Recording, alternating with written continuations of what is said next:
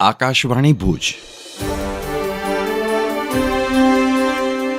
પ્રસ્તુત છે અખબારોની હેડલાઇન્સનો કાર્યક્રમ હેવર હેવર.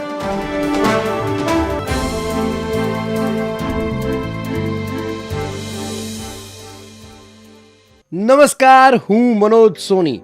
દિવ્ય ભાસ્કરની આજની હેડલાઇન 2024 થી 2034 આ હશે નિર્ણાયક દશક. આગામી 10 વર્ષમાં આ બધું જોવા મળશે.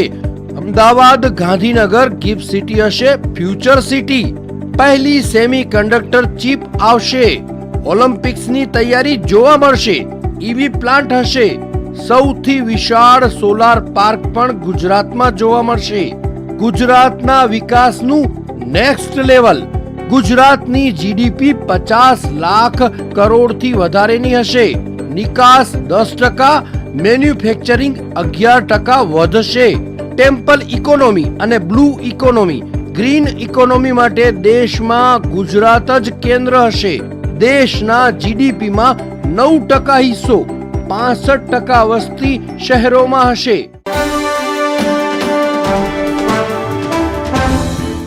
હું ચિત્રા ચૌધરી. કચ્છ મિત્રના પહેલા પાને હેડલાઇન છે. વડાપ્રધાન શ્રી નરેન્દ્ર મોદીએ કહ્યું, યોગ વૈશ્વિક હિતનું શક્તિશાળી માધ્યમ. વિશ્વ યોગ દિવસે મોદીએ શ્રીનગરમાં કર્યો યોગાભ્યાસ. ભારતનો વારસો બન્યો વિશ્વ સંપદા. દેશ દુનિયામાં યોજાયા કાર્યક્રમો. પહેલા પાને વધુ એક સમાચાર છે. વિવાદોમાં ઘેરાયેલી એનટીએ ફરી નાપાસ. હવે CSIR નેટ પરીક્ષા મોકૂફ. 25 થી 27 જૂનના યોજાનારી કસોટી ટાળી ન શકાય તેવા કારણોથી મુલતવી રાખવાની જાહેરાતથી સવાલો. પહેલા પાને બીજા એક સમાચાર છે. મહારાજ ફિલ્મને હાઈકોર્ટની લીલી ઝંડી. ફિલ્મ જોયા પછી તેમાં કાંઈ વાંધાજનક ન હોવાનું વડી અદાલતનું તારણ. હું કેવિન સોની. ગુજરાત સમાચારના પહેલા પાને સમાચાર છે. ગરમીનો 2000 વર્ષનો રેકોર્ડ તૂટ્યો. એશિયા, અમેરિકા, આફ્રિકા અગનભઠ્ઠી. હીટવેવથી હાહાકાર. મેક્સિકોમાં 125, સાઉદીમાં હજયાત્રા દરમિયાન 1000થી વધુએ જીવ ગુમાવ્યો. બાલ્કન દેશોમાં વીજળીની ગંભીર અછતથી કરોડો લોકો પરેશાન. યુરોપ, એશિયાના અસંખ્ય શહેરનું તાપમાન 40 ડિગ્રીને પાર. ગુજરાત સમાચારના છેલ્લા પાને સમાચાર છે. સરકાર દ્વારા ધોરણ 9 થી ધોરણ 12માં કાયમી શિક્ષકોની ભરતીની જાહેરાત. છતાં 8000 જગ્યા ખાલી રહેશે. સરકારી, ગ્રાન્ટેડ માધ્યમિક, ઉચ્ચતર માધ્યમિક શાળામાં 15000થી વધુ જગ્યા કાયમી શિક્ષક વિનાની. ગુજરાત સમાચારની અન્ય એક હેડલાઇન છે. પહેલા 700 ગામો ગોચર વિહોણા હતા. આજે 2800 થયા.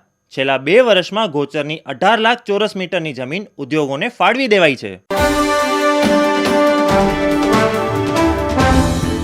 હું શ્વેતા સુથાર. સંદેશના છેલ્લા પાને સમાચાર છે. વણોઈ વાંઢના 2 યુવાનને ઝાડ સાથે બાંધી 3 શખ્સે ધોકા વડે ફટકાર્યા. એકની હત્યા. ચોબારી સીમમાં પુત્રવધૂને મળવા આવેલા શખ્સને પિતા પુત્રોએ ઝડપી લીધો. ભચાઉ પોલીસે પિતા અને 2 પુત્રો સામે હત્યાનો ગુનો નોંધ્યો. 3 શખ્સો રાઉન્ડ અપ.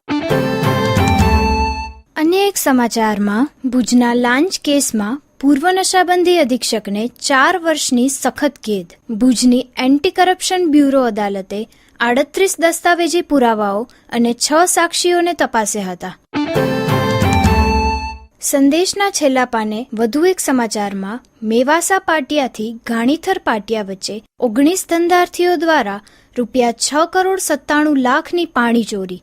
રાપરના નાયબ કાર્યપાલક ઇજનેરે ગાગોદર પોલીસમાં ફરિયાદ નોંધાવતા તપાસ હાથ ધરાઈ. હું નીરજ મચ્છર. ઇન્ડિયન એક્સપ્રેસના સમાચાર. 10મા આંતરરાષ્ટ્રીય યોગ દિવસના અવસર પર વડાપ્રધાન નરેન્દ્ર મોદીએ શ્રીનગરના શેરે કાશ્મીર ઇન્ટરનેશનલ કોન્ફરન્સ સેન્ટરમાં યોગાભ્યાસ કર્યો. જમ્મુ અને કાશ્મીર યોગ અને ધ્યાનની ભૂમિ.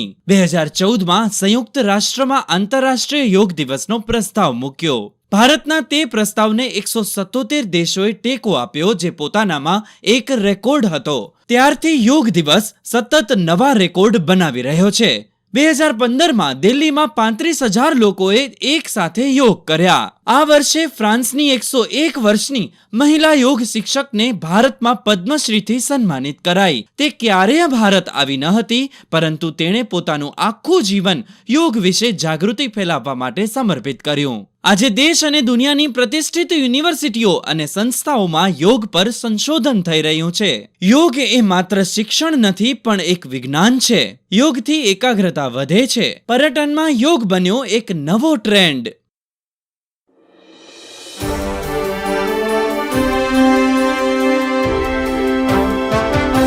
અખબારોની હેડલાઇન્સનો કાર્યક્રમ હેવર હેવર